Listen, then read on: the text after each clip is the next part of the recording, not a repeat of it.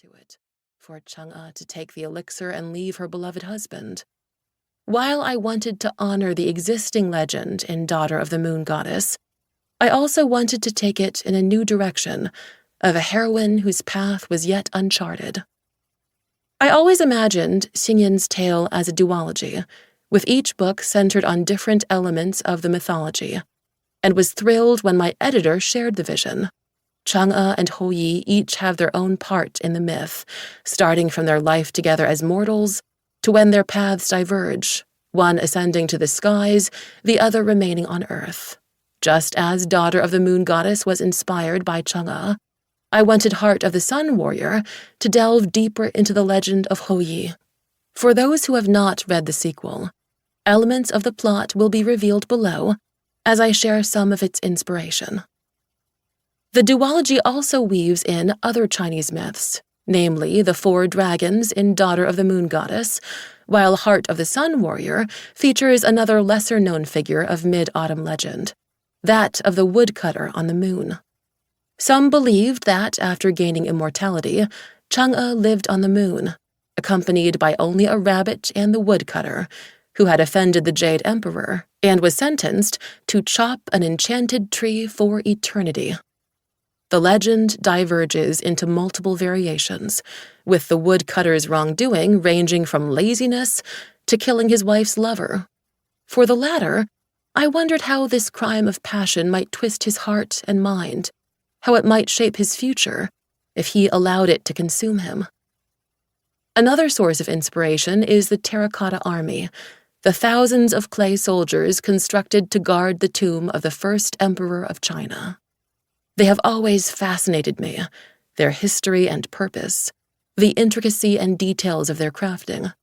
In these stories, you will find magical kingdoms, grand battles, cunning monarchs, and noble warriors. Yet, what lies at the heart of this duology is love, both romantic and familial. I believe love is mysterious, complex, unexpected, far more gray than black and white, something that grows and evolves, as do we.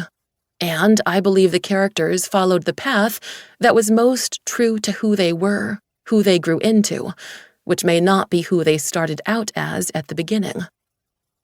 Xingyan's story is perhaps less of a fairy tale than that of a woman fighting for what she believes in, as she seeks the answers to her own life, accepting that she might never have them all, learning what makes her happy, being courageous enough to reach for it, and, despite the challenges she encounters, remaining hopeful for what tomorrow may bring.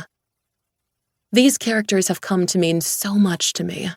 It is hard to recall a time when they were not part of my life, and I have loved writing them with all my heart. I am thankful for everyone who made this possible, and to you for wanting to read more of the Celestial Kingdom, and I hope you will enjoy returning there once again. Dusk. Chang'e, Rise of the Sunbirds. A prequel to Daughter of the Moon Goddess, reimagining the myth of the 10 sunbirds, set in the world of the Celestial Kingdom. Light filtered through the gauze screens that covered the windows, the wooden frames latticed in a pattern of squares. I blinked, trying to adjust to the dazzling brightness, my mind still sluggish. Slumber had been hard-won.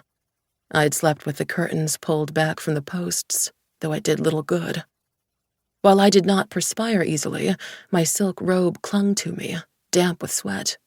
Breathing in, I almost choked on the air, suffused with a brittle heat unusual in the beginning of spring, when the days still bore a remnant of winter. My body felt heavy, each movement languorous, as I pushed myself from the bed. I was alone, Hou Yi's blanket still neatly folded at the foot of the bed. Had he not returned during the night?